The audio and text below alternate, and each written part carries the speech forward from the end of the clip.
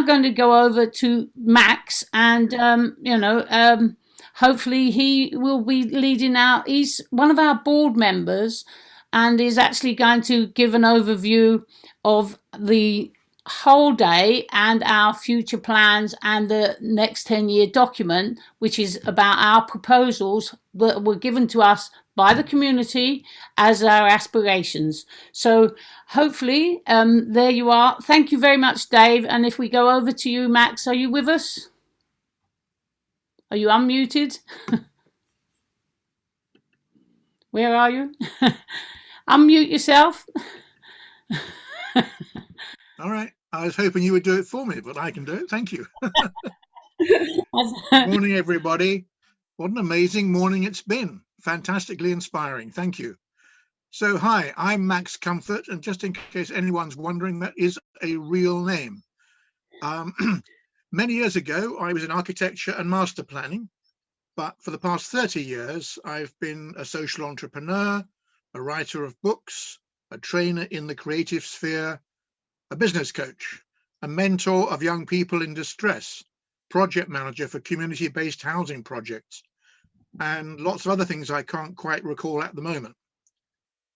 And I find myself increasingly speaking truth to power, to quote the Future Generations document, not allowing apparent strength to distort or stifle what I believe is right. And I spend a lot of my time doing things that people tell me can't be done. I find the so-called impossible actually rather attractive. I've been accused of being a Don Quixote character, and actually I'm rather proud of that, because you see, anyone can say no. Saying no without a good reason is easy. It doesn't require responsibility, doesn't require any effort, any skill, indeed any intelligence.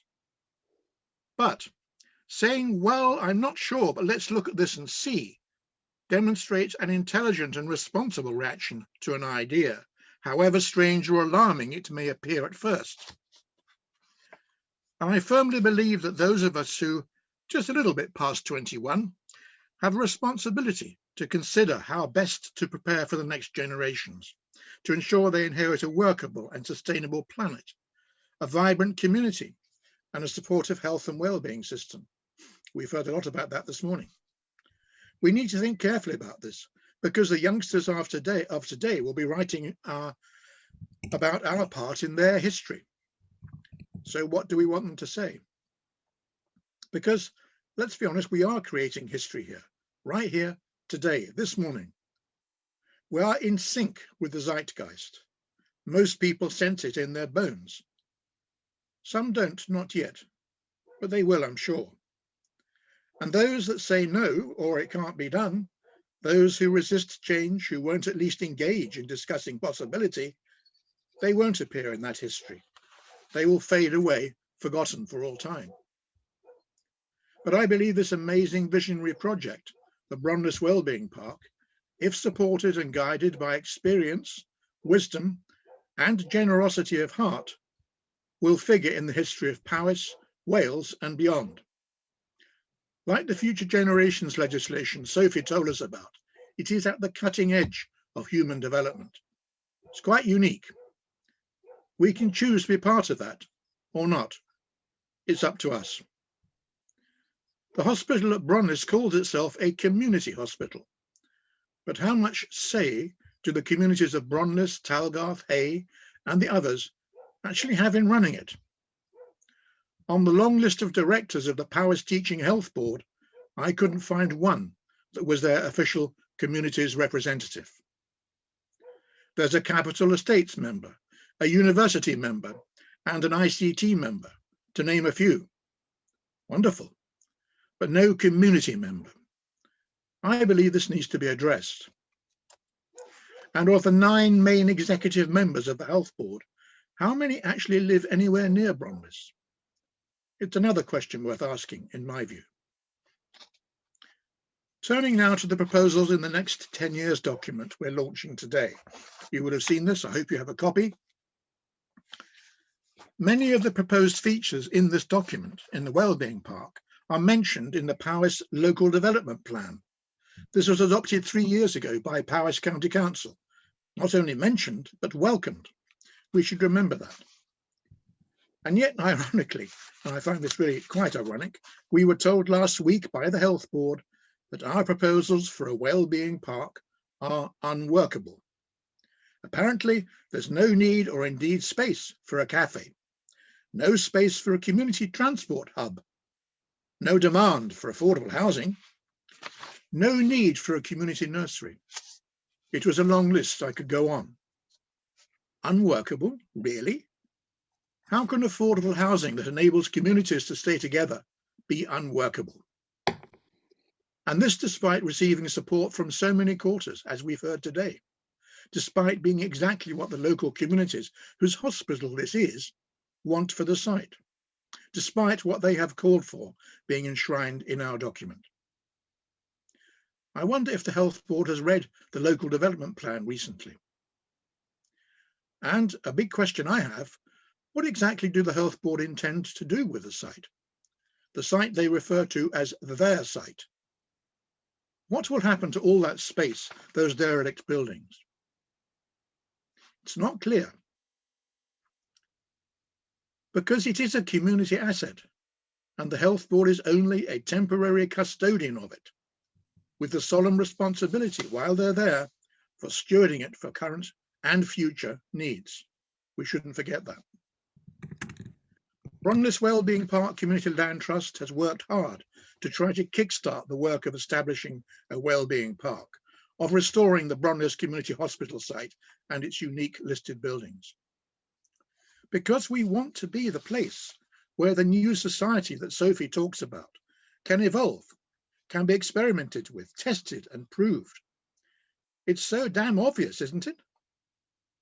It's such a huge opportunity. So I take heart from the words of the song that little Gaia sang for us at the beginning of this morning, that a small group can make a difference. Because with your support and encouragement, we can make this happen. That's my clarion call. And in a spirit of goodwill and wishing the very best outcome for the communities of Bronllys, Talgarth, Hay, and the surrounding settlements, we again invite the Health Board to join us in constructive discussions as to how to realise the best outcomes for this amazing and beautiful asset that is Bronllys Community Hospital. Finally, having heard from Gaia at the beginning of this launch, I'd like to remind us of another young person who has shaken us, some of us, out of complacency or inertia. A young person who also warns us that history will judge us. Greta Thunberg. In her speech just last week to world leaders, she said, and I quote, "We young people are the ones who are going to write about you in the history books. We are the ones who get to decide how you will be remembered." She advised us to choose wisely. I think that's pretty good advice. I'm following it. How about you? So in conclusion, I'd like to thank everyone for joining us this morning, our speakers and our other contributors. Sophie for her inspiring outline of the work of the Future Generations Commission, a wonderful example of vision and responsibility joined. She talked of willful blindness. We need to deal with that. National well-being system, fantastic. A sense of community, universal basic income. All of these things are about health and well-being, and we need to keep emphasizing that word well-being. How do we get the public services to shift, she asked.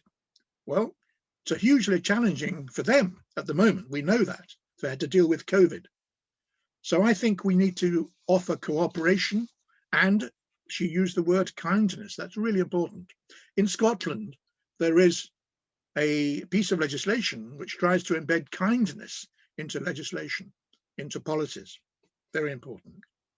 So her clarion call for action, I think, coincides with ours. It's about cooperation and dialogue. I'd like to thank Tom for the vision behind the CLTs, the threat of gentrification. That's so important. Having lived in London, I know how that feels. The need to own the land, to decommodify land, because our housing crisis, and it is a crisis, is largely due to the fact that land has become a commodity. I look forward to looking at the Arc of Justice documentary. And I think the challenge to the Welsh government, and it shouldn't just be the Welsh government, to enable others to work in partnership with them is fantastic. I'd like to thank Dave for his contribution, his joining in his slides of the two acronyms PTHB plus BWBP. Strong message that. Cooperation, dialogue, discussion, agreement, disagreement, fine, but at least talking to each other. And he talked about the quality of housing, that healthy homes can create healthy people or help people become more healthy. And he says, and I agree with him, that what we're setting out in this document recognizes that. We have set out a huge array of facilities and ideas, some of which may not happen, it's true, many of which I hope will. So we need to think long term, he suggested. I agree. The buildings that we are going to be putting together will last for at least 100 years. We have no idea what life will be like in 100 years' time, but at least we can try to make sure it has the best chance. Finally, I'd like to thank the person that I suspect will rapidly become the figurehead for the Wellbeing Park, Gaia, our little songstress. And now we have a message from the Archbishop of Wales, one of our most staunch supporters.